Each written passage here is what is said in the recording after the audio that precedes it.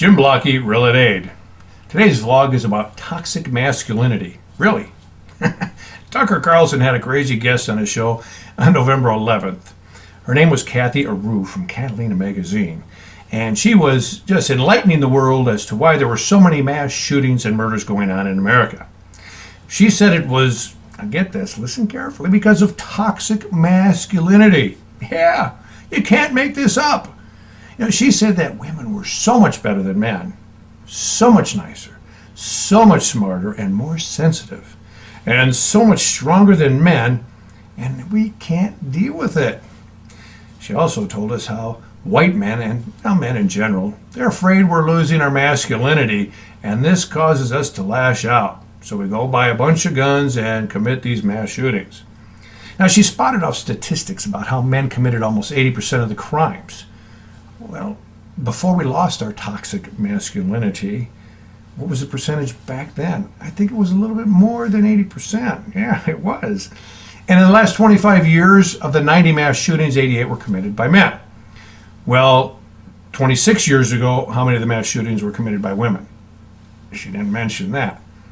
You know, she also failed to look at any other possible causes, such as the single mother increase. You know, boys are raised by women, many times with little or no male influence.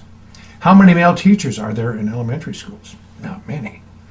Also, if women are so much better and stronger, why are so many of them telling us of these overbearing men taking advantage of them and accusing them of sexual misconduct?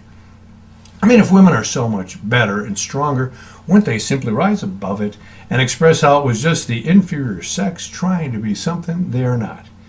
Or just beat the crap out of them?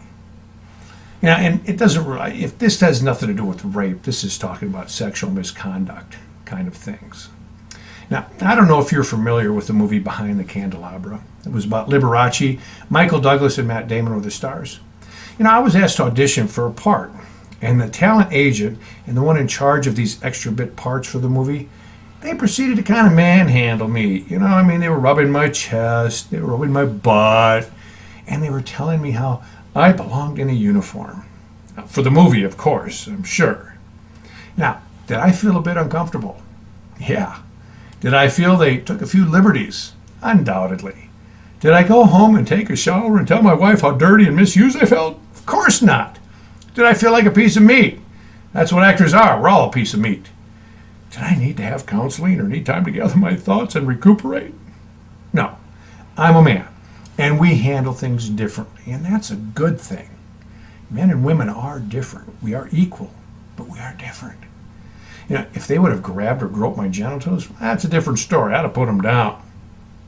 And also, as a man, if I ever see any man using his power or status to take advantage of a woman sexually or any other way, if I could, I would take care of it right then and there. You see, I believe that is my job, the job of a man, to protect a woman. Now, that may be old-fashioned. Well, I'm old. You may call me a sexist, but frankly, my dear, I don't give a damn. Now, what I do see happening today is some women use this sexual misconduct as a means to control men. Do what I want, or I'll tell everybody you groped me. Now, this is equally despicable or worse as those men who actually are abusive. One accusation can ruin a man's life. Truth doesn't matter. The accusation does.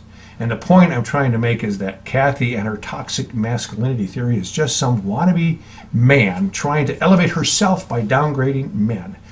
You know that old adage, if you can't raise yourself to someone else's level, bring them down to yours. It fits perfectly here. Mass murders and shootings are happening because we have lost sight of good and evil for fear of offending someone. Blaming the feminization of men for it is ludicrous. Not that we have not been trying to feminize men for decades, but that's a whole different story that will take a lot longer than one vlog.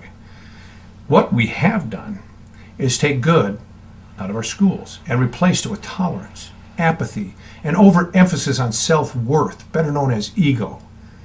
Remember, just as when light leaves, darkness will take over, well, when good departs, evil will definitely be in command. Those of us who are good and have the light must not take that light lightly. Jim Blocky, Real at Aid.